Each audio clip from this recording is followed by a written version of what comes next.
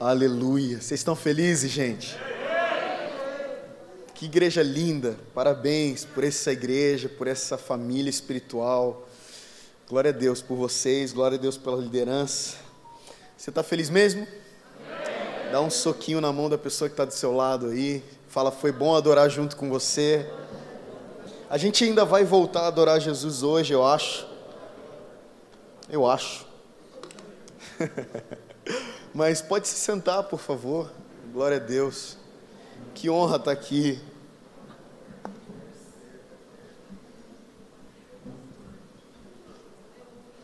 Sim, por favor. Hoje é uma noite muito especial para mim. Primeiro, porque eu estou aqui com vocês, isso de verdade sem demagogia, obrigado, sem demagogia, eu digo que é uma noite muito especial. Segundo, porque eu estou aqui com a minha esposa. Uma salva de palmas para minha esposa, Natália. Amém. E nós somos casados vai fazer 9 anos esse ano, novembro. Nós temos 2 filhos lindos, o Benjamin tem 4 anos e meio, e o Joãozinho, que tem 3 anos e abril, maio, junho, julho, 3 anos e 4 meses. Eles têm 1 ano e 4 meses de diferença. Eles ficaram com a minha cunhada, a irmã da Nath, e nós pastoreamos a igreja Redil, lá em São Gonçalo, no Rio de Janeiro, e tem sido um tempo muito desafiador, mas muito glorioso estarmos pastoreando igreja, em família. Então, quando a gente vem, depois que eu fiquei mais próximo da minha comunidade local, né, principalmente na pandemia, eu comecei a perceber que eu precisava ser mais atento e assertivo nas agendas que eu ia cumprir, né, tipo essa noite. Porque eu acredito que conferência é para conferir. É para conferir se o Espírito Santo está falando a mesma coisa para a gente, né? Para mim e para vocês. Então, meu desejo é me alinhar com aquilo que Deus já está fazendo aqui. Não espere de mim algo que você nunca ouviu, mas a nossa maior recompensa de trazer alguém para ministrar na nossa igreja é quando essa pessoa confirma o que Deus tem dito para nós, porque a gente entende que a gente está no caminho certo. Então, antes de eu falar qualquer coisa aqui, eu tenho certeza que o Espírito é o mesmo, e por isso a mensagem, não a pregação, mas a mensagem é a mesma, amém? Vocês estão felizes mesmo, gente? O que aconteceu?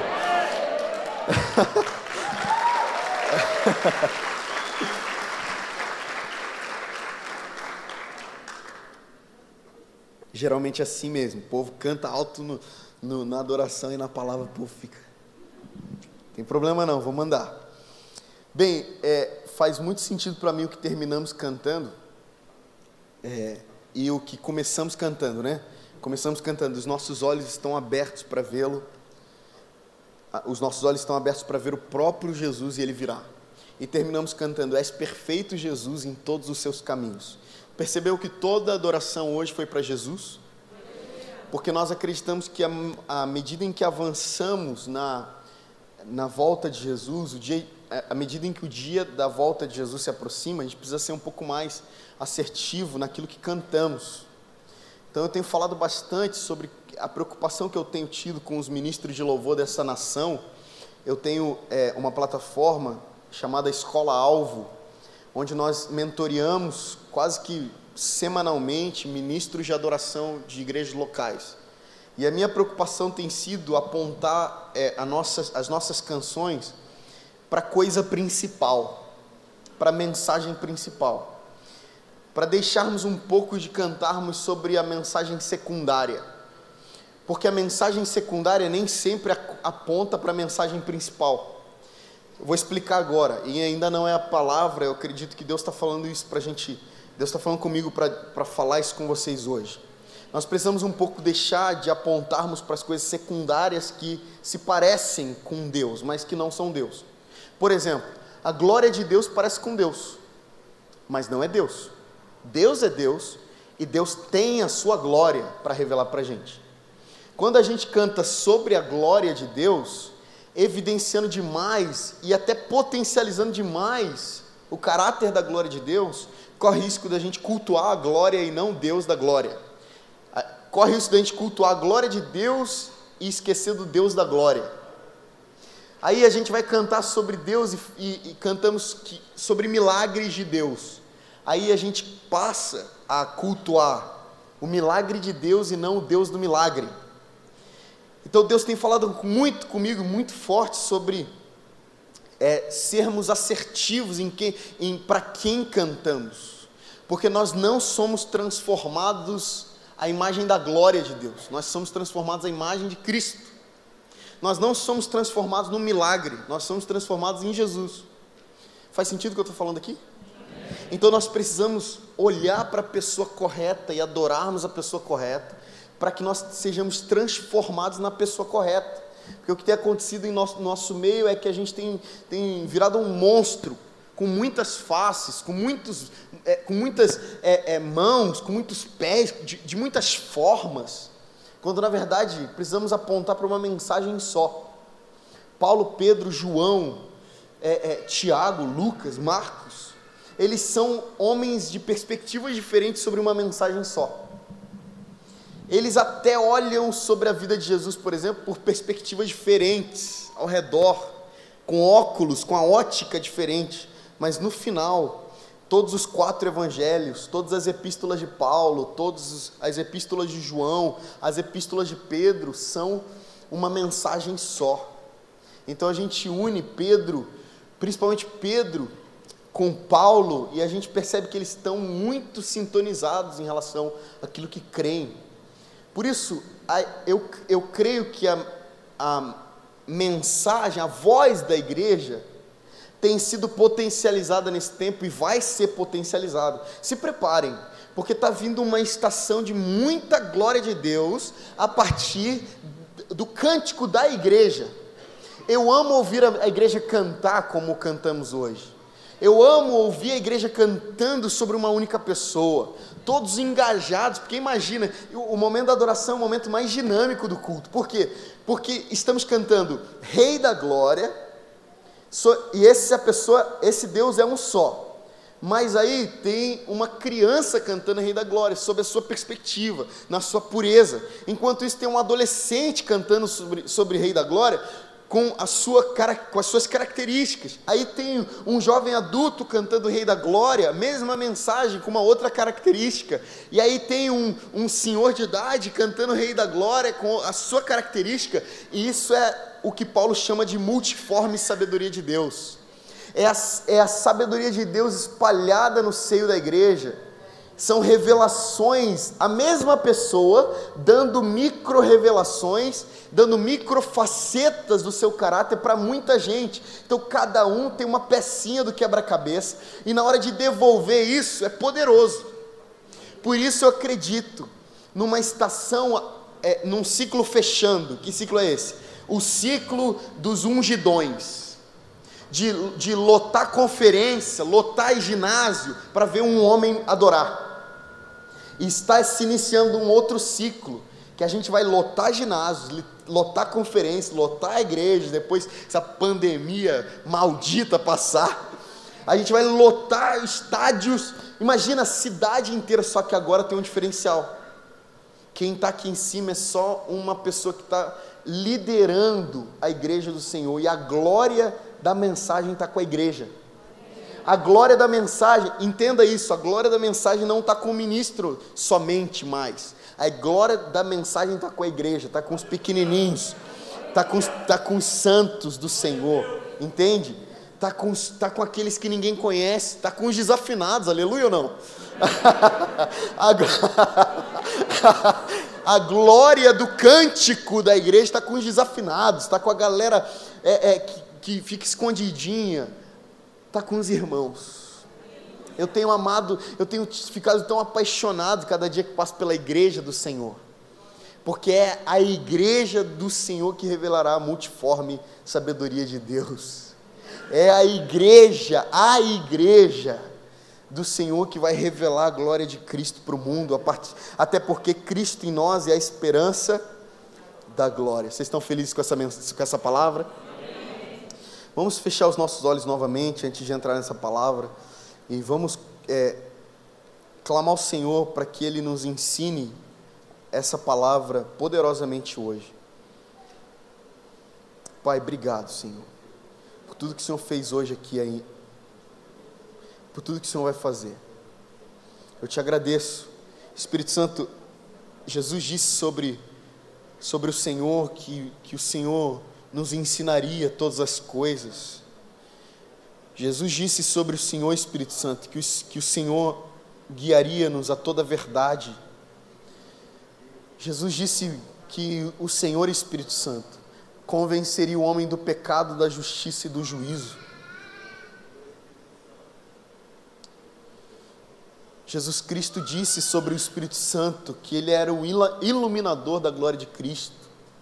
Por isso nós confiamos que muita coisa será dita aqui hoje, mas eu creio que o Espírito Santo, o Senhor Espírito Santo, nos ministrará com glória aquilo que não conseguimos compreender com a mente, para a glória do Teu nome. Amém. Amém. Muito bem. Abra sua Bíblia comigo em Hebreus capítulo 4.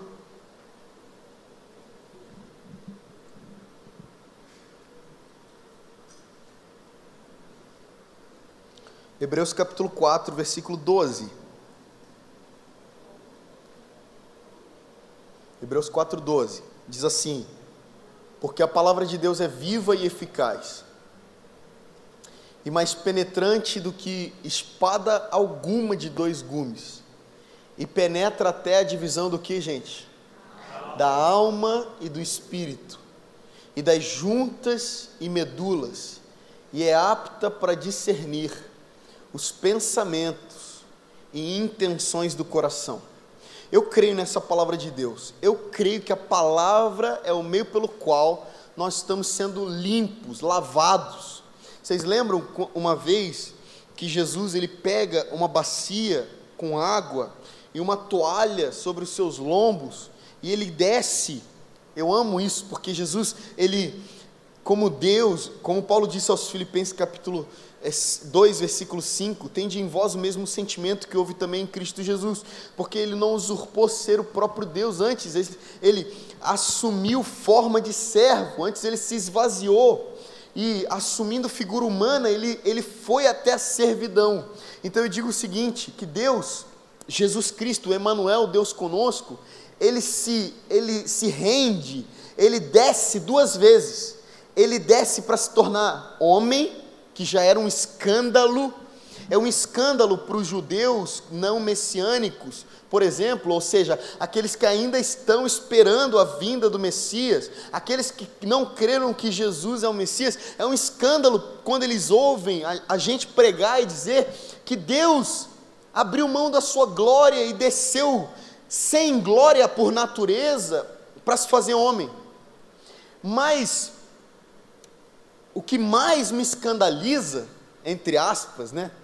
O que mais me choca é saber que esse Deus se fez homem e desceu mais uma vez para servo de todos os homens. Isso me espanta no bom sentido. Então naquele dia Jesus cinge os lombos com uma toalha, tem nas mãos uma bacia e ele está decidido a servir os discípulos com um ensinamento glorioso sobre liderança, sobre servidão, sobre serviço, e ele vai lavar os pés dos discípulos. E Pedro, mais impetuoso dos discípulos, diz: não, você não vai fazer isso, sou eu que tenho que lavar os seus pés. E aí Jesus diz o seguinte: Pedro, se você não deixar eu lavar os seus pés, você não tem parte comigo. E aí Pedro, porque é 8,80, né, esse extremista, então ele diz assim: então faz o seguinte, me joga esse balde inteiro na minha cabeça, eu quero ser lavado inteiro. E aí Jesus: calma Pedro, peraí, não é bem assim. E ele vai dizer Jesus vai dizer uma coisa muito importante: vós já estáis limpos, ou lavados pela palavra. Então eu creio nessa passagem que diz que a palavra de Deus é viva e ela é eficaz. Viva por quê? Porque desde a antiguidade, desde Adão, a palavra de Deus continua ecoando de geração em geração. Quantas gerações tentaram derrubar a palavra de Deus? Quantas gerações tentaram apagar a palavra de Deus? Quantas gerações tentaram, como a nossa, relativizar as Escrituras? Quantas pessoas tentaram fazer desse livro só mais um livro? e a palavra de Deus continua sendo viva.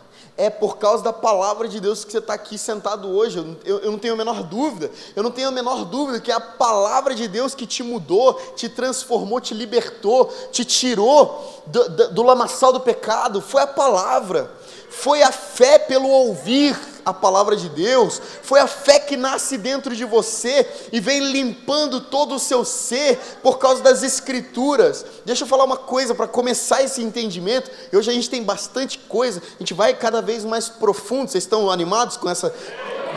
Então vamos embora, eu estou animado para a gente falar aqui por umas 4 horas hoje, brincadeira. Mas a palavra de Deus é essa que vai limpando, vai aprofundando, vai penetrando a divisão da alma e do espírito, não para separar um do outro, porque nós crentes antigos temos a mania de dizer, não, mas o Tom Molinari é muito almático, ministra muito com a alma. Meu amigo, eu não consigo tirar minha alma, de jogar, eu não sou um espírito, eu sou uma alma. Quando Deus sopra, em Gênesis capítulo 2, o fôlego de vida nas narinas do primeiro homem, a palavra de Deus diz que esse homem passa a ser uma alma vivente, um ser vivente, ou seja, é com a alma que eu lidero, foi com a alma que Davi se colocou diante de Saul para tocar sua harpa, é com a alma que você levantou a sua mão, é por causa da sua alma lavada pela palavra. O que está acontecendo aqui na hora da adoração é o seguinte, você está cantando a palavra está entrando e lavando você, e a voz que você libera é só o testemunho do que já está acontecendo dentro de você, pela palavra de Deus. Então, eu costumo dizer que a adoração é uma resposta que você dá à palavra que está entrando, está lavando, é um testemunho. Eu amo, por exemplo, Apocalipse capítulo 19, versículo 10, quando João estava no céu e ele está vislumbrado com o céu. Você estaria. Tudo se parece com Deus, tudo é muito glorioso, todas as coisas são muito gloriosas. Eu imagino João perdido, não sabe para onde olhar, tudo é muito glorioso. De repente aparece na frente dele um anjo, e o que ele faz? Ele acha que esse anjo é Deus, e aí ele se prostra diante do anjo para adorar o anjo. E o que o anjo diz? Não faça isso, pelo amor de Deus, eu sou só um servo seu. Eu sou um servo seu e daqueles que guardam o testemunho de Jesus.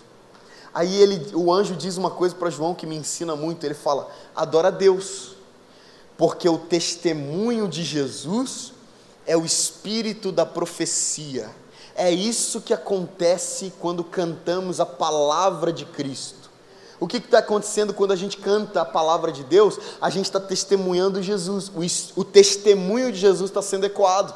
Gente, o que a gente fez aqui agora na adoração? A gente testemunhou Jesus, a gente levantou testemunho para o céu, e o testemunho de Jesus é o espírito da profecia. O que quer dizer isso? Levantamos testemunho para os céus, o espírito da profecia cai, e tudo o que o nome de Jesus carrega é liberado no ambiente. Você ouviu o que eu falei? Tudo que o nome de Jesus carrega. Por exemplo, o nome de Jesus existe cura? Sim, existe cura no nome de Jesus. Então cura é liberada enquanto cantamos Jesus. Aí alguns falam, não, mas a gente precisa cantar sobre cura, receba a cura, Peraí, vamos entender um pouquinho a adoração? A adoração é colocar Jesus no centro da nossa devoção. Isso é adoração, de maneira bem simples. Tá, então se eu falo que eu vou adorar a Deus e começo a dizer, receba seu milagre, faça isso hoje, eu tô deixando de olhar para o Cordeiro de Deus que tira o pecado do mundo e começo a me vislumbrar com aquilo que eu disse no início, ser as coisas secundárias em relação a Deus.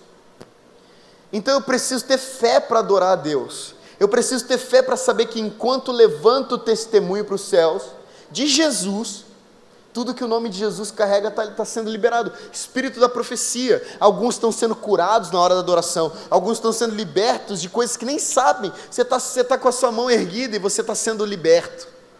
Você está proferindo as escrituras e você está sendo liberto. Você está proferindo as escrituras e você está sendo curado de dores, de doenças que você nem sabe que tinha. Quantas vezes nós estávamos adorando? Inclusive minha esposa estava um dia comigo em São Paulo, um domingo de manhã, a gente estava liderando a adoração, e de repente, no meio da adoração, alguns enfermos começam a ser curados, e aí a presença de Deus encheu o lugar. O culto era para ter acabado meio-dia, era 2:30 da tarde, nós estávamos orando pelos enfermos e gente sendo curada. Tinha uma menininha nesse dia, nunca mais vou esquecer, eu acho que a Nath também não esquece disso, nunca mais, que era uma menininha de 3 anos de colo. No meio da adoração, a gente está adorando, de repente vem uma família para frente, e eles me esperam aqui para falar comigo, e eu falo o que aconteceu, e o pai dessa criancinha diz: a minha filha tinha um caroço aqui na altura do olho, do tamanho de uma uva, ela não conseguia enxergar, isso estava atrapalhando a visão dela. A cirurgia seria quarta-feira que vem, mas no meio da adoração, ninguém impôs as mãos, ninguém impôs a mão. A gente estava adorando, de repente eu vejo minha esposa está chorando do meu lado, copiosamente olhando para nossa filha, e eu fiquei sem saber o que fazer, e ela apontou. Quando eu olhei, não tinha caroço nenhum mais. Eu creio nisso. Eu não creio que a gente tem que dar uma forcinha para Deus, dizendo: recebe, vamos lá, vamos centralizar Cristo, vamos testemunhar Cristo, e tudo que o nome de Jesus carrega é liberado no ambiente. Se você precisar de uma base bíblica para isso, eu te dou. Mateus capítulo 16, Jesus pergunta para os discípulos: o que os homens aí fora estão dizendo ao meu respeito? E aí vocês conhecem esse texto. Uns dizem que o Senhor é João, uns dizem que o Senhor é Jeremias, Isaías ou alguns dos profetas. E aí ele se cansa daquele falso testemunho e diz, entre aspas, parafraseando: e vocês, qual testemunho que vocês me dão ao meu respeito? Jesus não está com crise de identidade, Jesus não tá carente de ouvir um elogio. Jesus quer liberar o espírito da profecia, então por isso ele diz: testemunha, fala quem eu sou.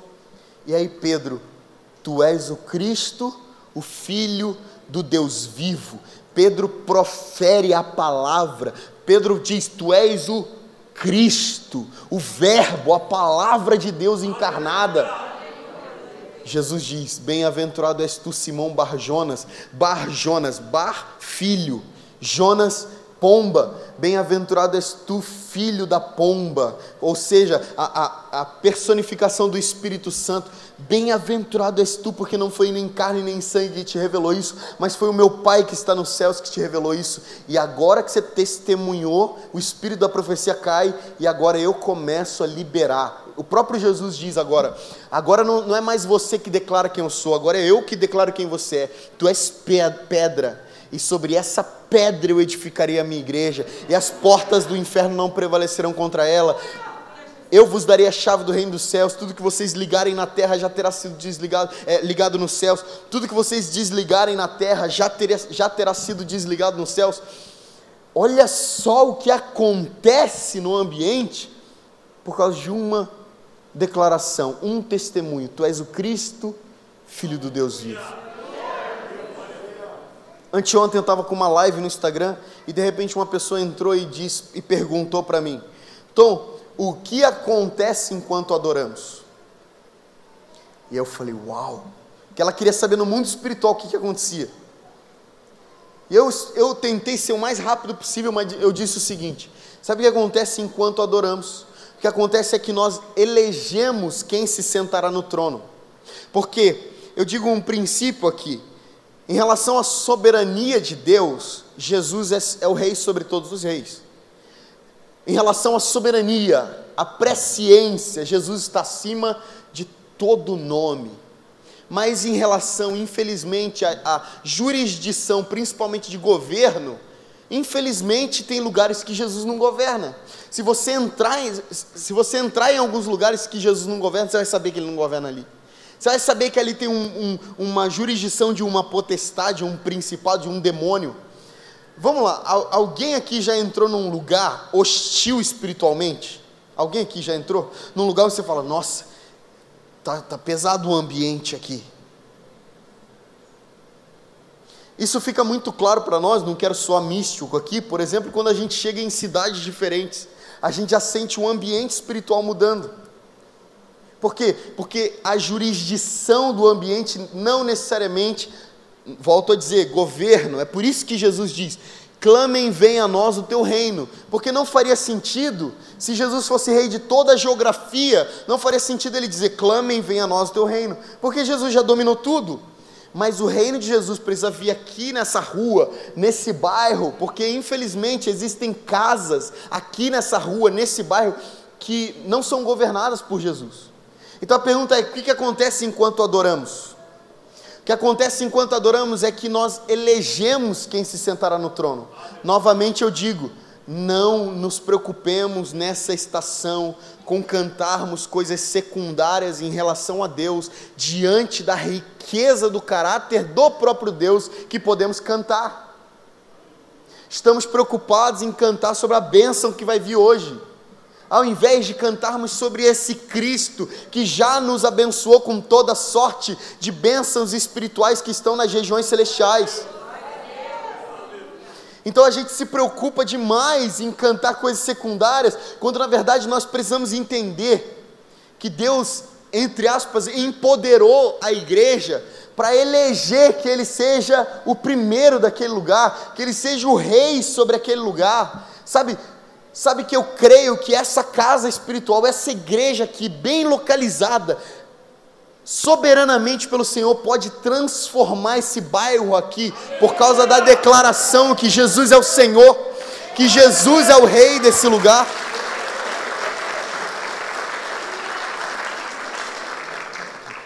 Então, só para fazer a curva, para a gente voltar para Hebreus 4,12, quando nós estamos adorando a Jesus, quando nós estamos cantando quem Jesus é, quando nós estamos ouvindo a palavra de Deus a partir da pregação, o que está acontecendo conosco é uma transformação pela palavra, a palavra viva e eficaz, suficiente, está entrando dentro de nós e mudando a nossa experiência, mudando a nossa vida. Saiba que todas as vezes que você sentou nessa cadeira para ouvir a palavra de Deus, todas as vezes que você levantou as suas mãos para adorar, algo no mundo espiritual aconteceu, é por causa da declaração que a igreja avança.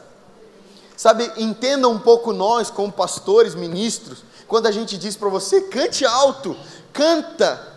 Por quê? Não é porque a gente quer que você faça um barulho aqui dentro, é que a gente sabe que a igreja avança pela declaração. Pedro disse, tu és o Cristo, o Filho de Deus vivo, sobre essa pedra eu edificarei a igreja, e a igreja avança contra as portas do inferno. Ou seja, uma igreja que fala quem Jesus é, avança, uma igreja em silêncio, para. Uma igreja em silêncio, ou pior, porque para mim pior do que ficar em silêncio é cantar sobre algo que não é Deus, é falar sobre algo que não é Deus, é ouvir uma pregação sobre algo que não é Deus. Então, quando a gente centraliza o Deus da palavra, a gente avança, as portas do inferno não prevalecem contra nós. Só que temos um problema, e aí eu começo a pregar agora, brincadeira. Temos um problema, e esse problema está descrito lá em 2 Coríntios, por favor.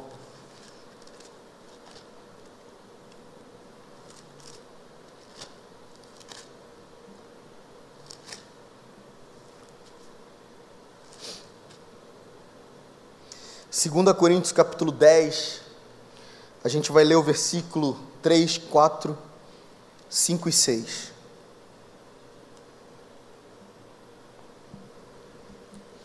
Segunda Coríntios capítulo 10, versículo 3, 4, 5 e 6 diz assim: porque andando na carne, não militamos segundo a carne. O que é militar? É guerrear. Não guerreamos segundo a carne, porque as armas da nossa milícia não são carnais, mas sim poderosas em Deus para a destruição das fortalezas, destruindo os conselhos e toda altivez que se levanta contra o conhecimento de Deus e levando cativo todo o entendimento à obediência de Cristo, e estando prontos a vingar toda desobediência, quando for cumprida a vossa obediência. Então deixa eu começar do versículo 6, e a gente vai voltando, expondo o que Paulo está falando aqui, e é a base daquilo que eu estou falando hoje como mensagem. Paulo está falando o seguinte: da onde vem a nossa obediência ao Senhor? Do entendimento. A obediência vem do entendimento, ou seja, a ignorância vai gerar desobediência. Paulo fala inclusive aos romanos, eu amo a retórica de Paulo em relação a esse assunto, entendimento, mentalidade, que é o que a gente vai falar hoje, para que a gente entenda como ficar guardado na palavra.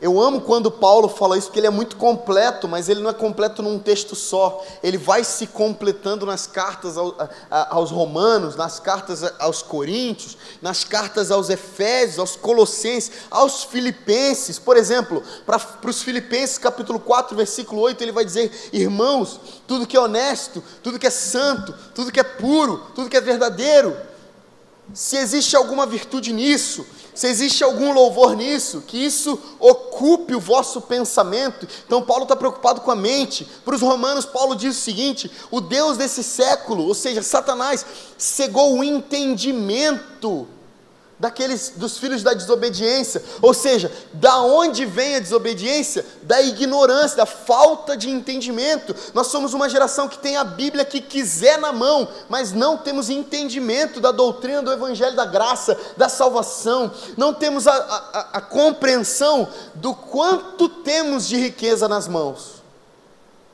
Para os Efésios, Paulo diz que o Deus, o Pai de nosso Senhor Jesus Cristo, ilumine os olhos do vosso entendimento. Para os romanos, novamente, Paulo diz, capítulo 12, versículo 2, mas não vos conformeis com esse mundo, ou com esse século, mas transformai-vos, ou seja, muda a vida de vocês, através do quê? Renovação da vossa mentalidade, da vossa maneira de pensar. E para os coríntios, ele vai dizer várias vezes, inclusive ele vai dizer essa: porque as armas da nossa guerra não são carnais.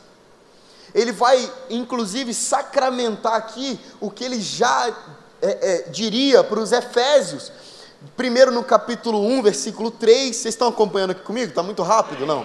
É que tem bastante coisa para falar, então eu estou correndo. Para os Efésios, capítulo 1, versículo 3, ele vai dizer o seguinte: bendito seja o Deus e Pai de nosso Senhor Jesus Cristo, que já nos abençoou com toda sorte de bênçãos espirituais que estão nas regiões celestiais. Então entende comigo uma coisa, Paulo vai falar, todas as bênçãos espirituais estão nas regiões celestiais. Gravou isso? Aí ele muda de assunto, continua falando outras coisas. Capítulo 6 de Efésios, versículo 12, ele diz: mas nós não temos que lutar contra carne ou sangue, as armas da nossa milícia não são carnais. Ele vai dizer, mas contra principados, potestades, dominadores, hostes espirituais da maldade, que estão nas regiões celestiais. Então o que eu pedi para você gravar primeiro? Que as bênçãos espirituais estão nas regiões celestiais. E agora no capítulo 6, versículo 12, os principados, potestades, demônios estão no mesmo lugar das bênçãos espirituais. Então ele vai sacramentar que não é na força do braço mais. Poxa Paulo, mas por que você está fazendo força, gastando energia? Podia estar escrevendo outras coisas, por que você está falando algo tão óbvio para nós, que não é para matar o irmão? Porque na antiga aliança era assim, não era? Davi matou milhares. Então Paulo está falando assim, gente, não é mais para matar o irmãozinho não, tá? Agora as armas são espirituais, e aí ele fala aos Efésios, porque nós temos que lutar contra principados, potestades, e aqui ele vai dar outra perspectiva da batalha que temos. Vai lá, coloca por favor versículo 3 aí, versículo 3, olha só, porque andando na carne, ou seja, porque sendo carne, sendo corpo, matéria, não guerreamos segundo a carne, nós não matamos, nós não ferimos mais. Versículo 4, Porque as armas da nossa guerra não são carnais e são o quê? Poderosas em Deus. Então entenda uma coisa, para os Efésios, Paulo está falando sobre uma guerra espiritual. Para os Coríntios, Paulo está falando sobre uma guerra intelectual. Porque Corinto era uma cidade que foi colonizada, que foi ensinada por uma mentalidade grega. Então eles tinham toda a cultura grega dentro de si. Qual que é a cultura, ou qual que é a máxima da cultura grega?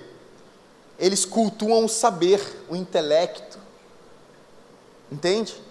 Então, para os coríntios, ele vai dizer que essa guerra é intelectual, é mental, é contra uma mentalidade, é contra um tipo de pensamento.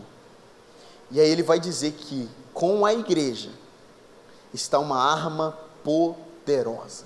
Que arma poderosa é essa? Renovação de mente. Ninguém consegue parar, nem Satanás, alguém que tem a mente renovada. Alguém que tem a mente renovada não cai na ignorância, no vento de doutrina. Alguém que está sendo renovado pelas escrituras, alguém que está sendo ferido por essa espada de dois gumes, que nós lemos em Hebreus capítulo 4, alguém que está sendo lavado pela palavra, não volta atrás, não retrocede, cumpre o propósito com maturidade. Maturidade é uma palavra dessa estação, maturidade é uma palavra que Deus está falando para nós esse tempo. Por quê? Porque nós já entendemos que somos filhinhos de Deus, mas agora esses filhinhos precisam ser ruiós, filhos maduros de Deus. Como amadurece? Renovação de mente, principalmente aqueles que vieram da escravidão do pecado. O que você precisa fazer? Guardar a palavra no coração, guardar as escrituras na mente. E Paulo vai dizer, isso é uma arma, e essa arma é poderosa. Porque o que está acontecendo no Oriente Médio agora? No Oriente Médio agora, aqueles que são pegos com um pedacinho de uma página da Bíblia são torturados ou mortos. Mas o que eles têm feito? Eles têm usado a arma correta. Eles leem as escrituras, com fome das escrituras, e guardam na mente, renovam a mente. Por isso a arma é poderosa demais. E agora mesmo, nós estamos aqui sentadinhos, ar-condicionado, luzes, convidado, conferência, e agora mesmo, cristãos estão escondidos em calabouços, passando um para o outro, liberando aquilo que entenderam das escrituras. Agora mesmo, nas surdinas da China, nas surdinas da Coreia do Norte, agora mesmo, no meio do mundo árabe, no meio do islamismo, existem pessoas sentadas em 2, em 3, em 4 no máximo, meditando nas escrituras, pensando nas escrituras, guerreando contra uma mentalidade satânica, guerreando contra o espírito do anticristo, com a arma certa, com a palavra. Os discípulos de Jesus estavam sempre prontos para pegar a espada.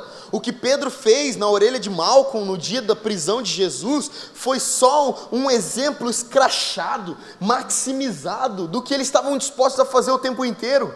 Então o tempo inteiro eles estavam falando: Jesus, é agora, é nesse momento que a gente vai possuir, tomar o trono de Israel. Porque quando Jesus falava sobre reino de Deus, ele não estava falando sobre um reino tomado à força, tomado na força da espada, no sangue. Ele estava falando de um reino eterno invadindo os corações. Ele estava falando de um reino que já veio e virá. Ele estava falando de um reino que muda a vida. Ele estava falando de que pessoas nascerão da água e do Espírito e entrarão no reino de Deus, como ele disse para Nicodemos, capítulo 3 de João. Jesus está falando sobre tomar um reino, inclusive com violência, mas é com uma violência espiritual, e os discípulos estão o tempo inteiro achando que Jesus está falando da espada. Que dia que a gente vai lá, que dia que a gente vai em Herodes, que dia que a gente vai em Pilatos, que dia que a gente vai cortar a cabeça deles, assumir um trono e gritar do trono de Israel: agora chegou o trono do Rei dos Reis, do Messias. Ou seja, eles estão o tempo inteiro dizendo: nós vamos nos vingar. E Jesus está o tempo inteiro lutando, guerreando, ganhando território espiritual a partir das Escrituras, falando a palavra. Cada proferir das palavras de Jesus é um passo espiritual geográfico que Jesus ganha. Vocês estão entendendo? Paulo está falando aqui, nossa arma é poderosa, aquilo que está disponível para nós nas Escrituras é poderoso para destruir fortaleza. Porque a real é que o espírito do anticristo, que a gente sabe que o anticristo personificado ainda vai vir. Eu não sei se está vivo já, se já nasceu, ou se ainda vai vir, não estou aqui nesse mérito. Mas o mérito que eu quero entrar aqui é que João, na sua primeira epístola, ele disse que o espírito do anticristo já está entre nós. E ele estava dizendo isso há alguns anos atrás, né? Bastante tempo atrás, ou seja, o espírito do anticristo está aqui.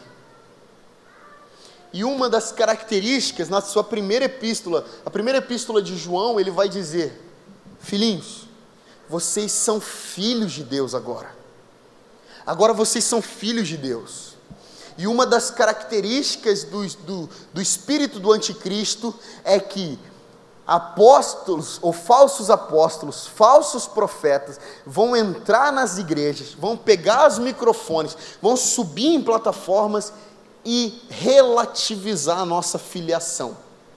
Relativizar a nossa filiação quer dizer o quê? É tipo assim, eu não sei se a gente é filho de Deus.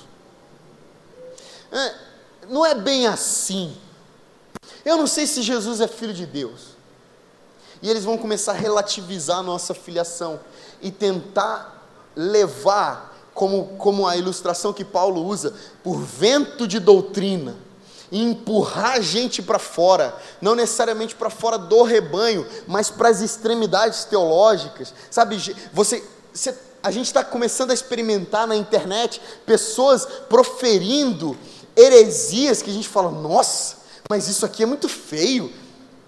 Mas essas heresias que nós cristãos maduros estamos falando, não, mas está na cara que é uma heresia, tem levado milhares de pessoas de um lado para o outro, como ventos de doutrina, tem enchido os olhos, tem brilhado os olhos de muitas pessoas. Quem são essas pessoas? Os ignorantes por falta de base sólida nas Escrituras. Aqueles que estão com uma fortaleza na mentalidade.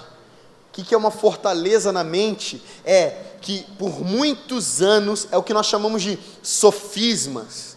Sofisma é o pensamento endurecido, o pensamento que já enrijeceu. E agora, para que você quebre aquela mentalidade, você tem que inserir todos os dias a palavra de Deus. Por isso que as Escrituras, a partir de Paulo, de João, de Pedro, de Jesus Cristo, vai dizer que nós precisamos meditar dia e noite, vai dizer que nós precisamos buscar a palavra de Deus todos os dias. É por isso que nós avançamos, destruindo fortalezas a partir de uma renovação da mente. Então existe uma convocação profética para a igreja do Senhor aqui, que tem tudo a ver com aquilo que eu comecei falando hoje.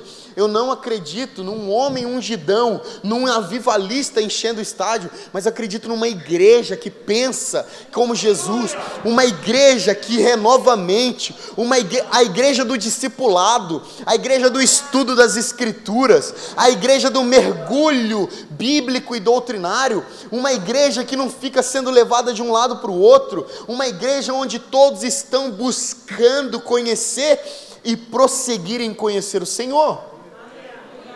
E o versículo 5 vai dizer o seguinte, por favor, versículo 5: destruindo os conselhos. Na tradução Almeida, ele vai dizer, destruindo os sofismas e toda altivez que se levanta contra o conhecimento de Deus. E aí eu gostaria de terminar essa compreensão dizendo para você o seguinte: existe uma guerra na nossa mente, existe uma tentativa de redoutrinar, existe uma tentativa de doutrinar, e não é teoria da conspiração, pelo amor de Deus, é uma conscientização que nós estamos tendo como igreja do Senhor, principalmente como liderança. Satanás está começando a entrar, eu não creio que a perseguição para nós do Ocidente será sanguinária, mas eu creio que ela será intelectual. Sabe, quem está fazendo faculdade aqui agora, nesse exato momento? Quem está fazendo faculdade aqui? Tá. Quem já passou pela faculdade aqui recentemente? Então, vocês sabem tanto quanto eu que eu estou dizendo aqui. É difícil ser cristão na universidade, não é? Por quê? Porque Satanás fere a mentalidade dos ignorantes e cega os sentidos espirituais. Quantos dos nossos jovens, por conta da ignorância, foram para a universidade e foram cegados no entendimento, a fim de que não conseguiam mais ver que Deus é Deus, que Deus é poderoso. Então, o que está acontecendo conosco, meus irmãos, é uma tentativa de doutrina, sabendo que o meio pelo qual a igreja é pela doutrina.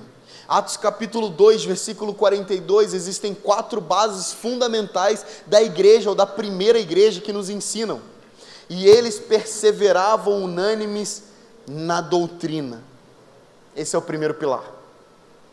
Por isso que eu acredito que uma igreja saudável, primeiro de tudo, deve perseverar unânime na doutrina. Tem alguém me escutando aqui? Tem alguém entendendo essa palavra? Deve perseverar na doutrina. Primeira coisa. Uma igreja saudável deve ser uma igreja que persevera. O que é doutrina? É a mensagem do reino de Deus. São as palavras de Jesus Cristo nos evangelhos. São as epístolas de Paulo. São as epístolas de Pedro e de João. Essa é a doutrina dos apóstolos. E a primeira igreja perseverava unânimes na doutrina. Eu não acredito. Você pode colocar Atos 2,42, por favor? E a gente termina com esse texto. Eu não acredito que essas bases fundamentais, essas 4 bases, estão colocadas aí de qualquer forma, desordenadamente. Escreve aí qualquer coisa. Não, eu creio que doutrina, comunhão, partir do pão e oração estão colocadas de maneira sequencial e intencional aí para nos ensinar como uma igreja saudável se guarda, se solidifica. Em qual base, ou em cima de qual base, uma igreja se edifica? Primeira base, eu acabei de falar, doutrina dos apóstolos. E segunda, comunhão. Sabe o que a gente está tentando fazer? A gente está tentando fazer comunhão com quem não crê no que a gente crê. É difícil você ter comunhão com quem não crê no que você crê. Eu não estou falando que a pessoa tem que crer em tudo que você crê, de vários aspectos diferentes. Não, eu estou falando da doutrina. É difícil, não é? Você tem vários amigos não cristãos, espero que você tenha, é saudável para a tua vida cristã, inclusive. Você precisa ser testemunha para alguém. Você tem vários amigos cristãos, mas é difícil que você tenha comunhão com esses amigos não cristãos. É difícil que você ter as entranhas espirituais coladas uma na outra. É difícil ser um com quem não crê no que você crê. É difícil casar com alguém que não crê no que você crê. É difícil frequentar um lugar de gente que se diz família e não crê no que você crê, ou você não crê no que as pessoas creem. Então a comunhão, ela só vai vir a partir da doutrina, mas comunhão é muito mais do que uma reunião como essa, porque a gente pode estar reunido sem comunhão. O que diferencia a gente, reunidos aqui hoje, para segunda-feira de manhã, a fila do Itaú, cheia de gente, reunida, é que a gente aqui tem o mesmo propósito, crê na mesma coisa, olha para o mesmo lugar, entende? Então comunhão não é reunião, comunhão não é uma reunião de gente falando sobre a mesma coisa, é uma reunião de gente pensando, sentindo, crendo na mesma coisa. Por isso não seja leviano com as escrituras, não seja leviano ou não seja ingrato com aquilo que está saindo daqui, desse altar aqui, dessa plataforma, dos seus pastores, sabe? Anote as palavras que forem pregadas aqui. Que tal o pastor está pregando e a gente está anotando? Por quê?